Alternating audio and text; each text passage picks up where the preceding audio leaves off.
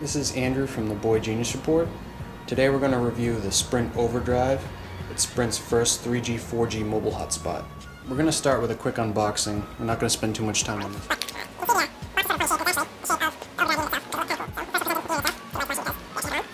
Quick size comparison.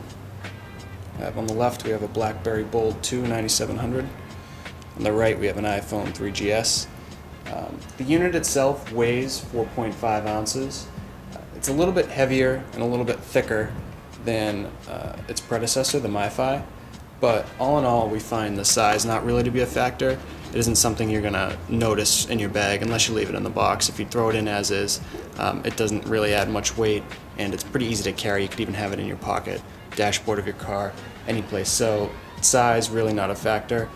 For those who are really conscious of the weight of what they're carrying, may prefer a MiFi, but we're going to go over some of the features, and some of the features that this adds really make it stand out. One of the big features, the biggest feature actually, is the addition of the LCD screen to the front. It makes the device really user-friendly and adds a lot of information right to the front of the device, which is great. The device runs on EBDU Rev-A, Sprint's 3G network, or the WiMAX 4G network if it's available in your area. It has a connection range of up to 150 feet, so it throws the wireless signal about 150 feet. It'll allow up to 5 simultaneous connections. It does have a couple new hardware additions. We have, right up here, we have a mute button on the top. The unit actually makes a little bit of an audible chirp when someone connects or disconnects, which is nice. And on the bottom here, we have a micro USB port for charging via the wall of your computer, and a micro SD card slot for file sharing. It supports up to a 16 gigabyte micro SD card, will allow the 5 users connected to share files between each other. If you're connected to the unit, you just take your browser to http://overdrive, and there's a really neat admin panel. You can actually set a username and password. You can lock people out by MAC address for that file sharing, and the router as well. So I'm not going to go over that too much, but it's pretty straightforward and gives you all the advanced functionality of a normal router. The Overdrive has an 1830 milliamp battery. Sprint rates it for about 3 hours of continuous use.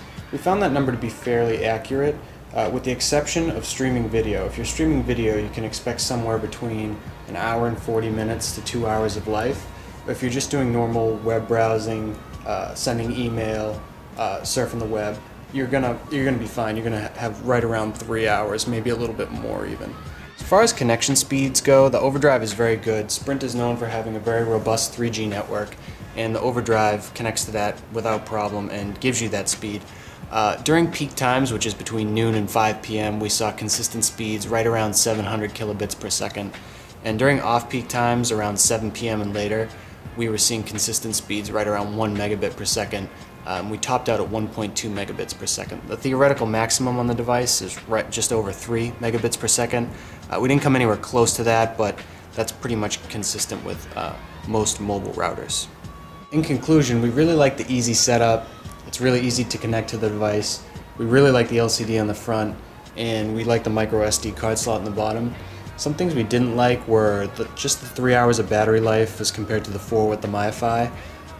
If you have constant access to a power source, your computer, a car, the wall, not really a problem. If you're sitting in an airport and it's in your bag and that's how you're connected, 3 hours might not be enough.